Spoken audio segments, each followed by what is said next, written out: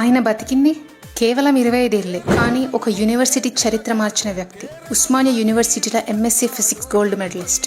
దీన్ని బట్టే అర్థం చేసుకోవచ్చు ఆయన ఎంత మేధావి. ఆయన ఎవరో కాదు, ఉస్మానియా చగువెరగా పిలువబడే జార్జ్ రెడ్డి గారు. 15th January 1947 చెల్లా రఘునాథ రెడ్డి లీలా వర్గీస్ గార్ల 4వ సంతానం.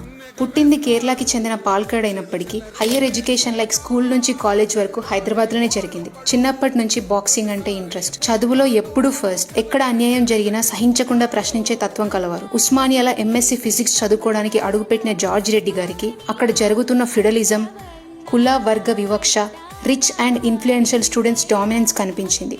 అది సహించలేక వ్యతిరేకించడం మొదలుపెట్టారు. బలహీన వర్గాల స్టూడెంట్స్తో ఒకటిగా కలిసిపోవడానికి కాకి బట్టలు ధరించి ఒకటే పూట అక్కడే హాస్టల్లో భోజనం చేసేవారు. ఆయనకి వచ్చిన ఎన్నో బెటర్ రీసెర్చ్ ఆపర్చునిటీస్ని వదిలేసుకొని ఇక్కడే రీసెర్చ్ స్కాలర్గా ఉంటూ విమెన్ సేఫ్టీ, స్టూడెంట్ స్కాలర్షిప్ ఇంకా ఎన్నో ప్రాబ్లమ్స్ పై స్ట్రాంగ్గా వాయిస్ రేస్ చేసేవారు.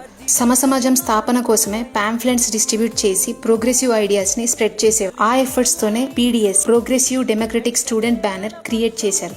ఇది లేటర్ PDSU గా ఫామ్ అయింది. అండ్ ఈ student elections state level elections లా మేజర్ కీ రోల్ ప్లే చేసేవి. అది 14th April 1972 తెల్లవారితే ఎలక్షన్స్.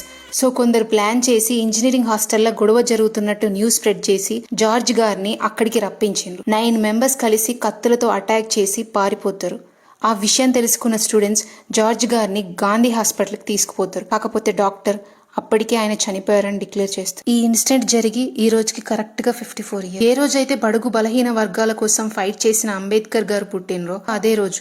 జీనా హేతో మర్నా సీకో అంటూ ఎందరికో వెలుగునిచ్చి అస్తమించిండు మన ఎర్రాటి సూర్యుడు, విప్లవ వీరుడు జార్జ్ రెడ్డి గారు.